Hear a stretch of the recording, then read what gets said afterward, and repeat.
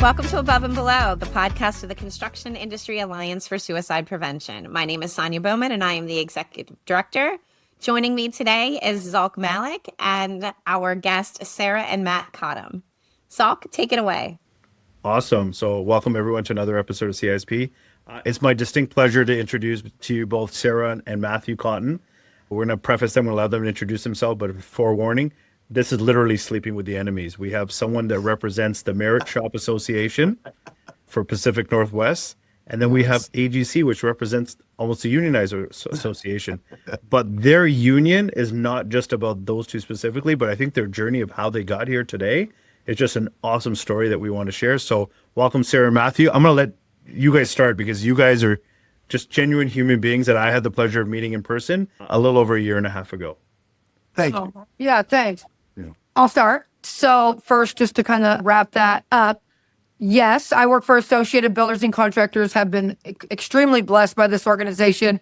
Matthew worked for a member company. I took him to a career fair, and the enemy, or my peers over at the AGC, fell in love with Matthew because he was so good with the kids, engages with them, just loved on them. And he really is a teacher at heart. And so it's a 2-day event. I got a phone call the second day and he goes, "Oh, I heard Matthew's looking for a job."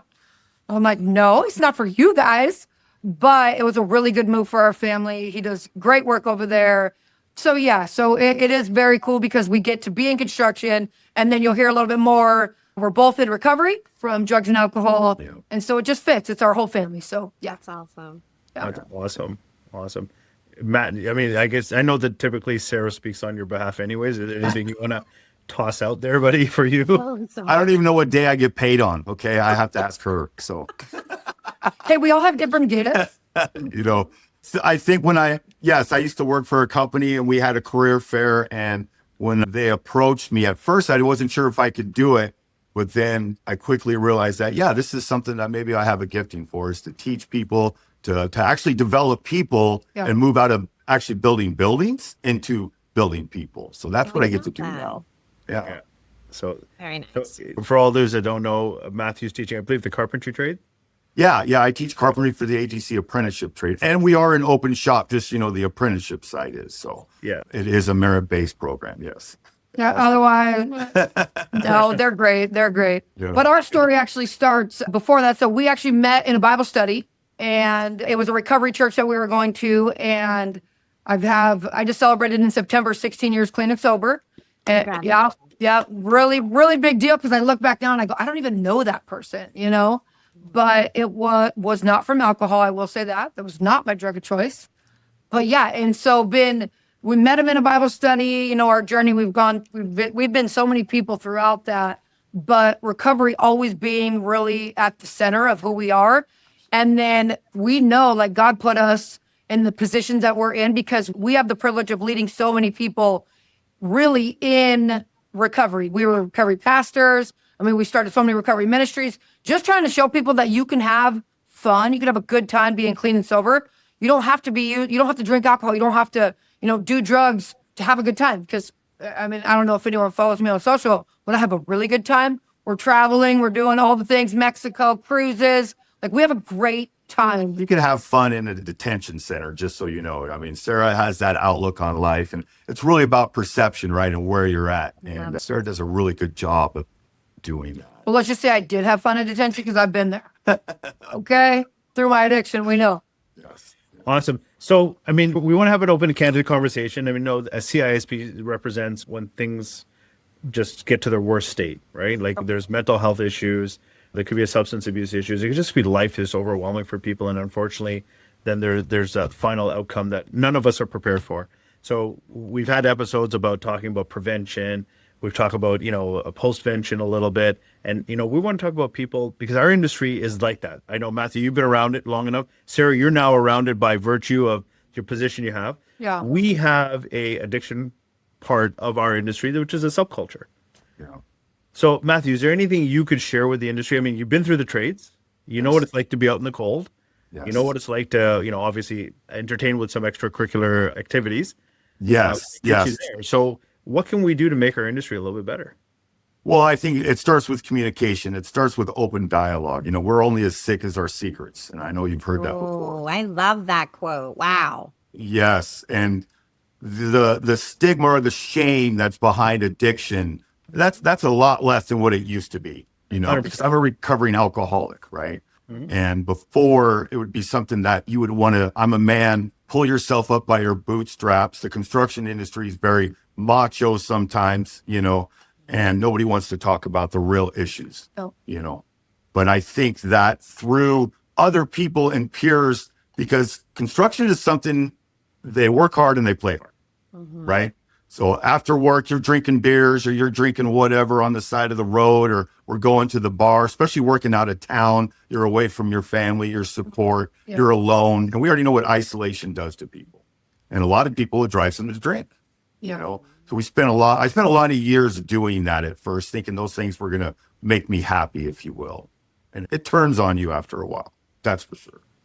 Yeah. And even to like the macho point, you know, obviously with construction being mainly male dominated, right? That they don't talk about their feelings. I know from providing lots of different educational classes, and we do try to touch on the mental health or on the, you know, suicide prevention or really awareness, even getting a couple guys in a room to have those conversations, maybe not them personally, but they have a hard time opening up. Like they shut down.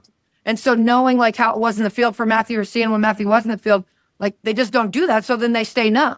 And we know that in the recovery ministry is we stay on drugs and alcohol because we don't want to feel the feelings. So if something has happened to us, we don't want to feel that. We'd rather stay numb. So then it becomes, not only is it, you don't want to talk about your feelings to feel whatever feelings. So then you stay numb. Then you're around a bunch of other people who are numb.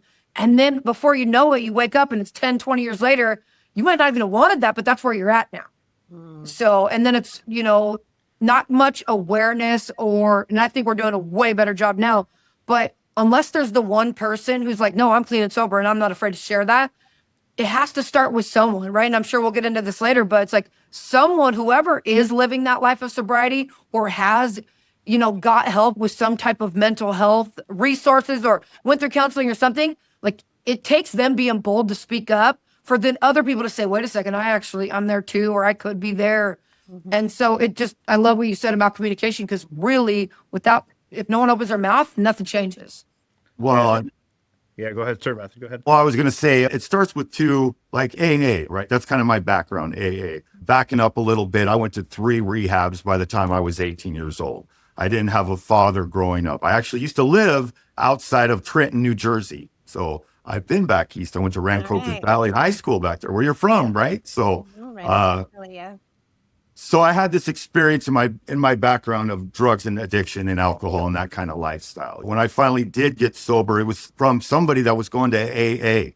And I kind of knew about AA because I had been there in the past, and I knew there was hope in those rooms. And it really, the idea of Bill and Bob calling on the phone, I don't know if you know the story behind it, but it's actually just one alcoholic talking to another alcoholic. Yes. And there's something that happens when we share our struggles. That's why you're having this podcast, right? It just brings this awareness. Absolutely. Yeah. And honestly, Zulq, it's that same idea, because that's who we are at our core. That's why it's so easy to share that with you. Something like, I don't even know what sparked it, but then we're like, oh yeah, we're in recovery and here we go. Because we know that's helped change other people's lives. I remember the first time I'm meeting you guys up in Tacoma, in Seattle. Okay. It was Spokane. Sorry, I'll get it right. It's one of the S's in my life. It was a very traumatic traveling 2 days that I had. Oh my gosh, you're such a princess sometimes. They didn't even have business class seat available to Spokane. Pod stuff. Right? You can leave that on there. I accept I'm a princess. I get it. Not calling You know, we're there, we're having a conversation, and she's like, we're going to get this wrapped up really quick. I got to go to my meeting. And I'm like, it's your event. You can do whatever you want. I'm just here as a guest. But she was very open and candid to have that conversation. So to complement your story a little bit, I've never taken any alcohol. I don't drink. I don't do drugs. I don't smoke. I don't do any of those things. And people go, why not? Like, don't you want to have fun? Trust me, I have fun. And I try to teach my buddies, kids that are growing up, say, you don't need this little bit of substance to have fun. Yeah. And the reason I didn't do it is that I had high functioning addicts in my family. So I had older uncles that were high functioning addicts, and I saw what it did to the rest of the family. And I was a lot younger. And when they said, hey, you remind me of so-and-so in our family, Oh, yeah. Listen, they were really smart. They did really well academically, professionally, they did extremely well. But that part of their life, I want nothing to do. Yep. I don't trust me as a person to want to try that, because if I did, maybe I really would enjoy it. Like, Yep. I know I like chocolate. I can eat it by the pound, right? So if you have that personality, you have to sometimes check yourself too. And Sarah and Matthew, like, I didn't even know they were a couple until partway through. Like, oh, that's my partner. I'm like, all right, we're the AGC and you're in an ABC event. Okay, it's a little twisted, but it was meant to be, and we were meant to meet because now you're here today. Yes, absolutely. So you're a chapter president. You're training the next wave of workforce that's coming through our places.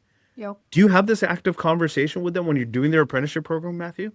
Yeah, I do. And I get to share my story a little bit. And I tell them there's two things that saved my life. One is God and the other one's construction, because it really gave me the opportunity to have a better life, to do the things like be a homeowner and buy a truck, and that's the amazing thing about construction that I love. And then the apprentices know that I'm also in recovery. So I get to share that piece, and I open it up for dialogue for anybody that wants to come. They need help. You can kind of see certain students, I would say, in the past that I've seen struggling a little bit.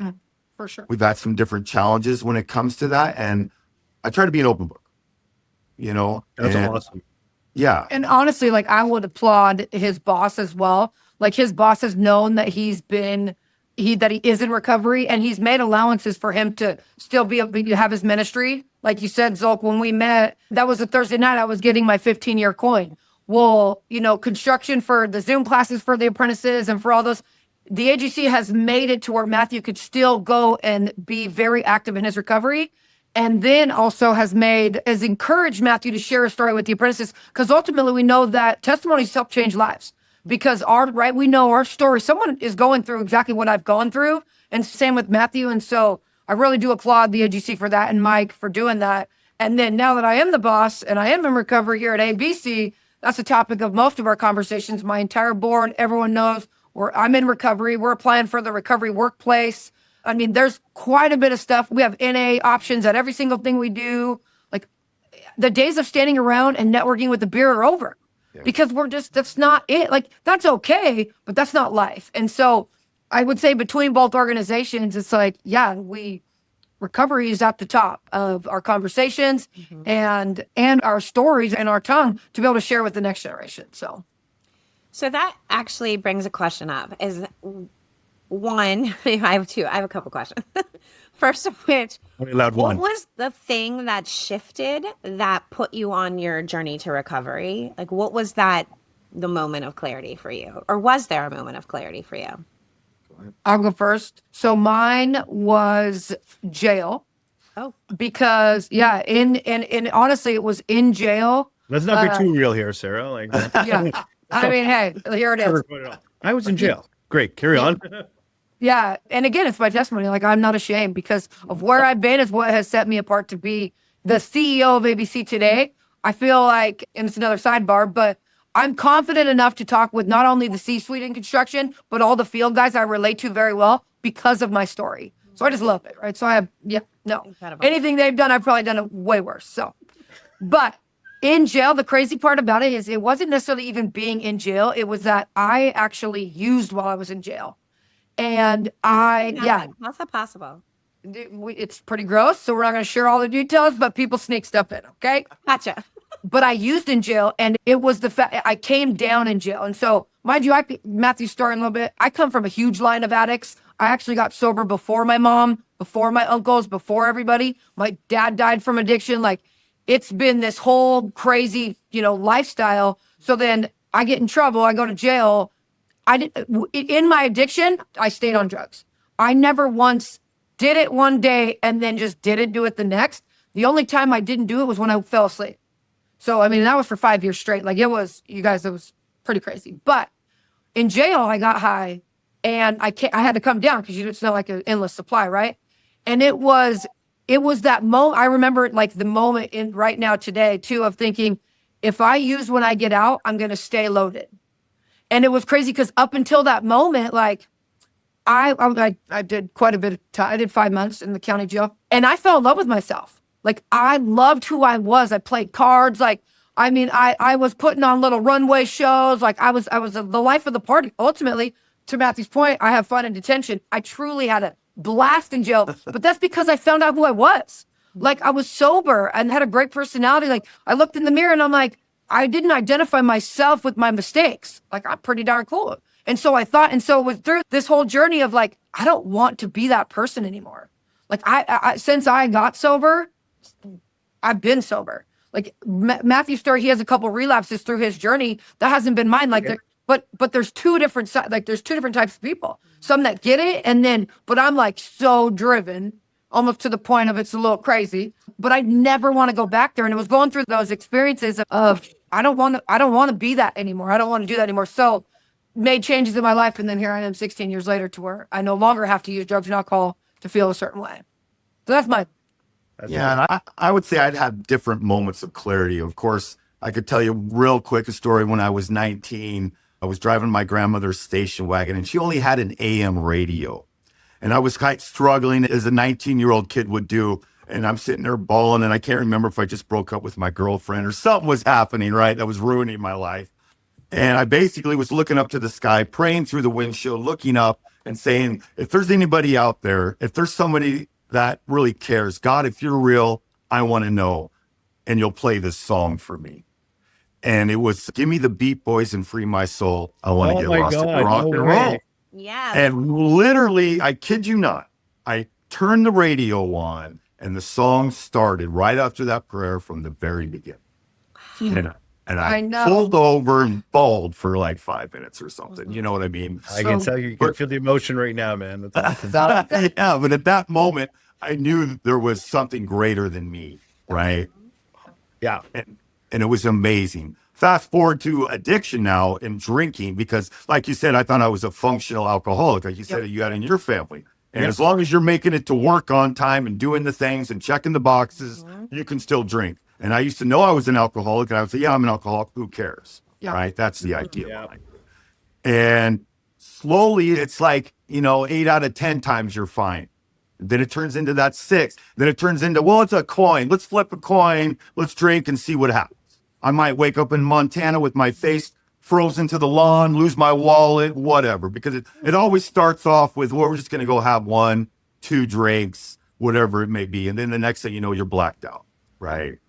And for me, I was drinking that way. I used to drink beers in the shower. Like, I couldn't go, I would have to wake up in the middle of the night and drink. People don't realize how powerful alcohol is, cunning, baffling, and powerful, right? Yeah. Mm-hmm. And it really had a hold of my life. Well, I kept trying to get sober. I would get sober for a little while, but I wasn't doing anything. I wasn't working a program or anything active. I didn't do anything. And finally, I got sick and tired of being sick and tired. And my friend who was going to AA said, why don't you come to a meeting with me? And oddly enough, I went, didn't really get anything. 6 months later, he's still working. Boom, I finally said, okay, I've had enough. And really, I got into a big fight with my 2 girls that I was raising at the time. And I got sick of letting down my kids. It really started to get to me that I was letting down my girls, because they really looked up to me. And I loved them dearly. And we got into this fight. They're teenagers at this time, right? So they know what's going on. Kids are a lot smarter and more aware than you think, right? And finally, I went to AA. And it was kind of a slow process for me, but I started working the steps. I got a sponsor. I started doing the things you need to do. Because recovery is a way of life. It's not just something you do once and I'm good, I'm cured, da-da-da. You have to keep going. What was so freely given to you, you have to give back. And it's an honor to do it. That's what sharing is. They say sharing is caring. It's really tacky, but what you guys are doing is obviously sharing. Yeah. I don't think a lot of people appreciate that. People in construction, they have to have a drink to stay sober for the day because they're having the shakes. Yep. I've seen it one too many times on a job site where, the mason's setting his lines and everything's wobbly, and 2 drinks in, everything's leveled again for him. Yeah. And that's the subculture that, for some reason created. I asked someone recently that's employed with us, I said, oh, you guys liquid lunches? They're like, what's a liquid lunch? So we grew up in a subculture where there was a thing called liquid lunches. Yeah. Yeah. And they're like, oh, you mean a protein shake? And I'm like, not great, though. I'm not even close. Shift that has happened. So, Matt, you talked about relationships, personal relationships. How has that shifted, or even in professional relationships? How's that shifted during your recovery journey? Because there's some relationships that I'm sure changed not for the good when you became in recovery, and then some that probably did change for the good. Yeah, there's the old saying, show me your friends and I'll show you who you are, right? And Your future. yeah. And you are who you hang out with, right? So your whole world really has to change. The things that you used to do for fun, those things have to change around. And I think that now in my life, we were just talking about recovery and my boss supportive of it. Well, two of my other peers that are working are both in recovery. So our whole staff, a lot of our, not our whole staff, but most of our staff is in recovery as well. It's just really a way of life. Everything we do is kind of around it. We go camping with recovery people, show people that you can go camping, believe it or not, without getting drunk. Can you believe that? No. Yeah. And I guess too, my perspective on that is the recovery ministry being one piece of it, or the recovery group, or whatever you want to call it. When you have it, to Matthew's point of giving it away, right? When you have recovery, when you have a length of time, you have people who withdraw from you, right? It's like you're a bank. You have people who deposit into you, and then you have people who withdraw. And so us being leaders in recovery, because length of time and giftings, honestly, like being both relational, I think he's the coolest guy I know. I'm like, oh, I've been so attracted to him since the day I met him. Like, I love that. That's what it is. Yeah, I'm like, dude, he's so cool, right? But so we do feel like God put us in this leadership role, but to the point of like the relationships that we now have professionally and all that, we still try to surround ourselves with people who pour into us, because so many people take withdrawals that it's like eventually you can't be empty in this, right? It's like you constantly want to give it away, you constantly want to share your story, but surrounding yourself with people who've either been in it longer, and again, we kind of already alluded to it multiple times, we're people of faith. Like, we believe in Jesus, point blank, right? We know that's helped save our life. And what's really cool about that is, even in the professional setting, people have a faith, whether it's Jesus, it's like you have to believe in something outside of your circumstances. You cannot just put everything on the inside and I'm going to do better and keep going down. It's like nothing good's in us, okay? So you have to have some hope. And so surrounding ourselves, and I know we've done that. We just got back from Canada this weekend with people who poured into us, mentors of our mentors actually, who are pouring into us. And those are the relationships that we want to have, because the work we're in, right? Him being a carpenter instructor and then all the pre-apprenticeship work and all the withdrawals, we got to fill our bank. We got to fill the bank up. So, yeah. That's awesome. So what's the thing that fills your bank up the most? Ooh. So outside of the relationship component of, again, Jesus, so I'm going to put it out there, right? So faith or like hope, like that, right? If I'm thinking through all the things. But for me personally, I am in love with travel. Like, I love it. Like, ridiculous. Okay. But it's also because, so I traveled a bunch. My mom was, like I said, in addiction. And so I went to 13 schools in 12 years. I moved all over the country. And in high school, I went to the same high school. So we moved. Like, fourth grade, I think I went to 4 elementaries. And so we moved, but it wasn't really healthy, right? My mom's like, okay, guys, we're moving, pack a bag. And we left 2 hours later. Like, our whole life uprooted, right? So I had always traveled, but never for fun. It always had like this traumatic thing to it, right?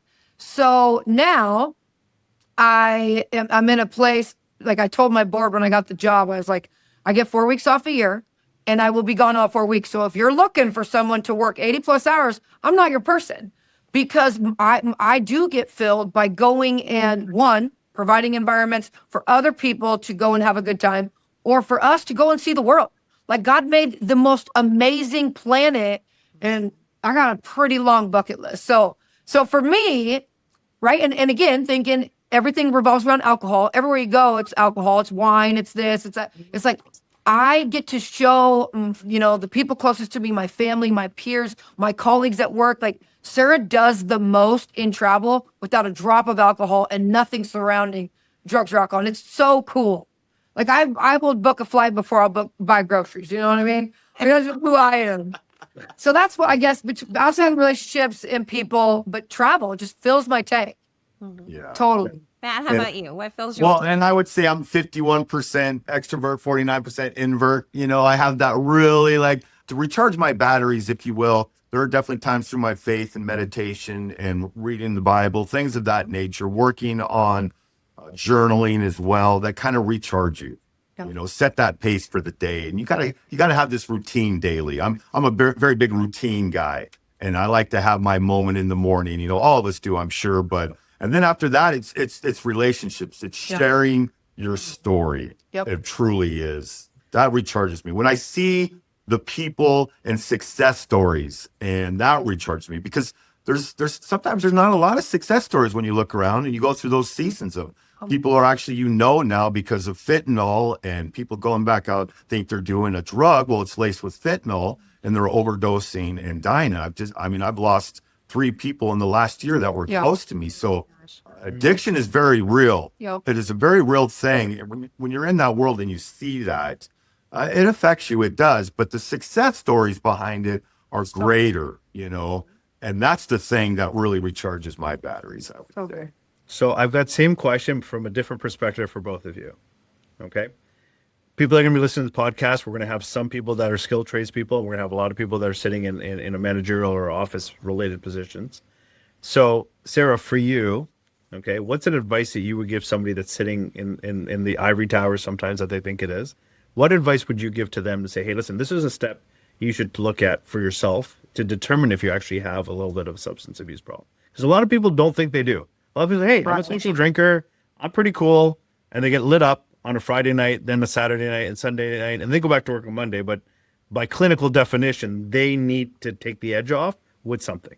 So what advice can you give the people in the office? Okay, so a couple different things go through my head. One, if you're thinking about it when you're working or when you're at home or whatever, what is it? An obsession of the mind and a phenomenon of craving. So if you're thinking about it and possibly when you shouldn't be, that would be the first red flag, right? Social drinking is fine, but not social drinking every night or every weekend, right? That's not the definition. If you catch yourself going to all of these work events or going to, these meetings, these dinner meetings or whatever, and you have a drink every single time, that's probably a problem, right? And it's not necessarily a problem, but can you go to those things without alcohol? And I will say, I'm really, really impressed right now because there's been a lot of work, and I know you guys have done a lot of work in this, but there's so many NA options now. And I love that. Like we have NA options at every single event, and like I even heard like they're making 0 proof liquor, and now like they're doing all these things. Yeah. So I guess up there in the C-suite or up in that managerial role, it's like, can you not? Right? That would be the first thing to ask yourself is, can you go to these things and not have one? Right? And then if it's a non-issue and it doesn't faze you, you don't think about it the next day, we would consider you a normie. Like you'd be in our normie bucket. But if you're going there and that's what you're thinking about, that's when you take a step back and say, oh. And it's not necessarily can you not have one, it's can you not have one and still have fun? Oh, that's good. Yeah. I think that's the key is still be that person you want to be inside. Or so be the same person. Feel like you're still social, right? Exactly. The other piece of it. Okay, no, that's a good point. To still feel like you could be your sane self. Yes. Right. Have a good time, bubbly, introduce yourself, or whoever you are doesn't affect that. That's a good point. That's a really good point. Yeah. So Matt. Well, generally, anything that makes you instantly feel good is probably bad for you. Just so you know. all the things like sugar, that's the other. I didn't say that. Sugar. Yeah. Sugar. Yeah. I know it is. It's a drug, right? Mm-hmm. Oh, it absolutely. Obesity is real. Like if people don't want to, don't look far. Here, obesity is real. That's a drug. Like we take it to satisfy something. Oh, absolutely. It may not necessarily cause you to drive a little messed up, but boy, oh boy, it's going to ruin your health. So we're talking to the trades, Matthew. What's a telltale sign for them that, hey guys, listen, just check yourself a little bit?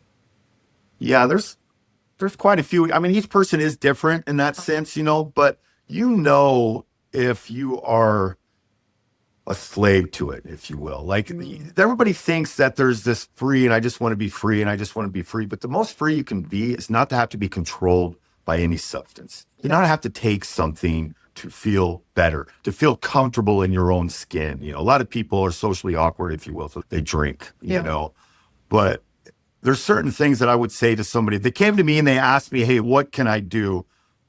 you really do have to make it a way of life. Yeah. I mean, I don't know how else to say that. It has to be, it's like working out, you know? I don't know if you work out, if you go to the gym or whatever it is you do. Sarah's very dedicated now and she's been going to the gym. I'm not there yet. But the advice that I would give to somebody in the trade is let them know that they're not alone. That's what I'd really say. That's important. I would say there's a lot of people out there that have the same struggles. We think we're so unique in this struggle, but it's the human experience, right? And I would say you're not alone. And well, I guess real quick on that, to kind of go off of Zulq's question on some people don't know, right? That was a good point. I actually had a phone call the other day that was really interesting. And it was 4 years ago, similar experience. I was headed to another coin night. I was at a work event, everyone's standing around with a beer. And 4 years later, he calls me and he goes, I could not believe that you said that, Sarah. And he goes, he's like, I've never forgot that because I kind of felt like I had a problem, but then I didn't know. He calls me 4 years later to say he does have a problem. And so going through this journey with them, I didn't sponsor him because male, female, we kind of have a whole thing where we feel like you should be sponsored by the same sex. But as an accountability partner, because he's in my circle, I said, you know what you should do? You should just challenge yourself for 30 days and don't have a drink. Right? 30 days, don't have a drink. He called me at week 1. He called me at day 9, day 11. He's like, this is a whole lot harder than I thought. So then he really knew he had a problem because he couldn't go 30 days without one. So as I think through like the guys in the field, I would say it's probably easier to mask whether you're an alcoholic on my side of it, like from the leadership or the office role versus the field. They probably know, but I want to say across the board, give it 30 days. If you can go 30 days and still be fine, you probably wouldn't cross over in our world as being an alcoholic, you know, or how much the phenomenon of craving. Are you craving it during those 30 days? Is it upset? Do you have an obsession of the mind? Like, is that what you're thinking about? And then, like, you kind of said it too, but we can see it in other people, right? That's big in recovery. I'll get a phone call from a mom, a grandma, a wife, a husband. Oh, hey, I know they got a problem and they need to be sober. Can you help them? I'm like, absolutely. Have them call me. Yeah, we get that a lot. We always get that. Hey, I have somebody that really needs to talk to you, or reaching out for whoever it may be that they know, you know. And that's the greatest challenge is you really have to be that person that really wants it. You have to want something different in your life. You have to make those choices to do that. And you have to, you know. And the challenge is people don't know that they're at that stage. And you know what? You guys being truthful about, hey, give yourself 30 days, give yourself 15 days. Yeah. Just start with knowing that, hey, let me see if I can go through it.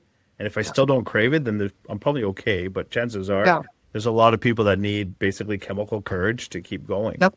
Absolutely. And it's starting at a younger age too. So it's, you know, for all the people that are listening that are parents out here, do not think that your kids are not experimenting with this stuff, because there's societal pressures, there's pressures in relationships of people trying to belong together and finding. So forget social media. Like that's just a disaster on its own, right? Like, all the wrong information that you could possibly want. Go to TikTok, you'll find it, right? Yeah. So that's really cool. Obviously, parents, Matthew, you said you have 2 beautiful daughters. Yeah. Sarah, you've got kids of your own as well, I believe. Yeah. So we have 5 total. Yep. He raised 2 daughters and then he has a biological daughter. So we have 3 older girls. Yeah. And then together we have 2 boys. So we have 5 total though. We're 12 and a half years apart, you know. That's all. It doesn't look like it. You guys look great. Yeah, he does. I didn't know when I asked him out that he was that old. No. Yeah. That's how I feel about Zulq. I didn't know how old he was when I asked him to do this podcast. Yeah. That's so 25. good. I don't know what you're talking about. I had no wrinkles up until I started doing podcasts with you. I just noticed. So no, Sarah, Matthew, your story is really genuine. If you could leave one nugget of advice what are you hoping to teach people out of this industry? Well, this industry, I mean, honestly, have the conversation. I think that I share this all the time just for being a female in the industry. It's like no one really has anything figured out. Most of the time, we're all making it up as we go, right? And so I apply that same thing to recovery, is like, or even addiction as a whole. Speak up, like be transparent, share how you feel. You know, people are going to be more open and honest with someone who's also transparent and open and honest. So if you're a closed book and you think you got to keep everything close to the chest, chances are you're going to end up doing it alone. And we are firm believers in why? Like, why do it alone? You don't have to. There's enough people out there who have either gone through what you've gone through, that want to make deposits in your life, or who need what you have.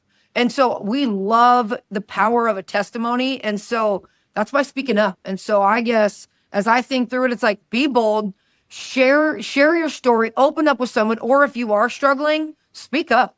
Because I guarantee that somebody around you has either struggled with addiction themselves, know somebody who has, or even to the point of this podcast, or might be already in that place of feeling burdensome and potentially having means. And you don't know how far your light and how far your testimony is going to go to help save somebody's life or to set them on the right path. So speak up, be bold is my number one encouragement. Awesome. It's That same needs to thing. be on a t-shirt, by the way. Speak up and be bold needs to be on a t-shirt.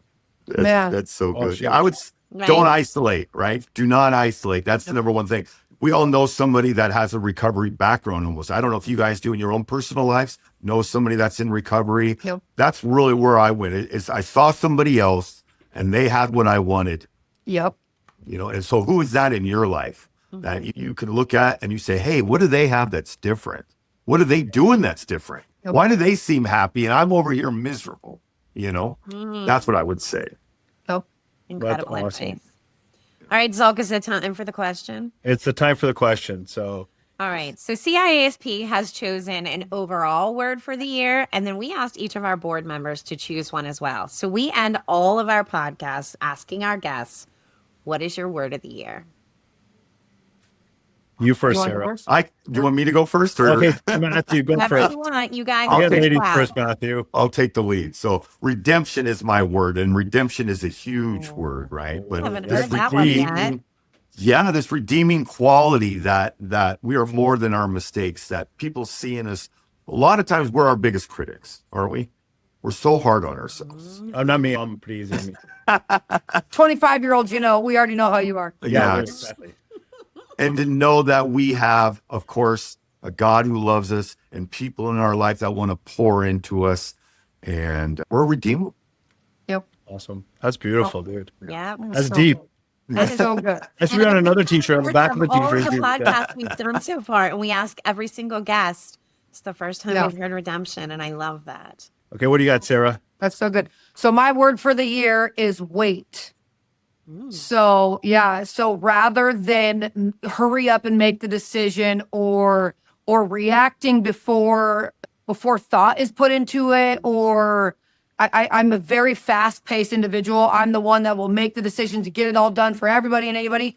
But ultimately, that might not be the best answer. And so we do a retreat every year, and we pray for a word, and we do a word. And so my word has been pretty darn amazing for me throughout this year. And so that's what I want to continue to do is I want to wait, one, to not react, to not respond, but also, again, to just wait on the Lord. Like we shared in our faith is like, he has something greater for us. And so instead of me trying to figure out, he already knows, he's already set the path up for me. And so if I don't react and respond, I'm going to be walking in his path for me. And so that's That's beautiful. Sonya, you're going next. I'm going last. Sorry. So my word is intentionality, and choosing to be intentional about the decisions that I make. And I think it fits a lot into what your two words are. It's just taking that pause, making the right steps, thinking about what comes after, and what is worthy of my attention and what isn't. Yeah. So that's my good. word for the year. So my word of the year, it has been for a couple of years, probably be for a couple more, is I'm grateful. That's I so exercise gratefulness. I, like you guys, I believe in the power of a higher being. Yes. And I'm grateful that every opportunity that's been provided for me, I just have to, and Sarah, funny enough, you said the word wait. We're so impatient to get to a result that sometimes we can't see the bigger picture around us because we're just rushing into things. Yep. Right. So, we all have issues that we struggle with. I think I've shared my story multiple times. It took me 7 years to become a dad, Yep. but I think it was because I was meant to meet Zara. Yeah. That was what Amen. the patience was for. That's good. And when it happened and I finally got to see it, I was grateful. I'm like, wait a minute, there was a purpose here. Right. So I'm grateful for everything that happens in my universe. I'm super grateful that I got to meet with you, that someone said, Zulq, you got to go to Pacific Northwest. You got to meet out with Sarah and her team. And then I got to meet your lovely husband, and I got to experience your story. And then we get to continue this conversation. And I can't wait what else we can all do together to make the universe a better place. Because really, we have one thing in common. We're trying to help our industry be better. Absolutely. 100%. So Well, we feel honored. So thank you Yes, so thank you much. very much. thank you so much for being here. Your Yeah. vulnerability. It was Yeah. so refreshing, and we appreciate it. Thank you so much. Thank you both. Have a great day. You too as Bye. well. Hey, Bye. Bye.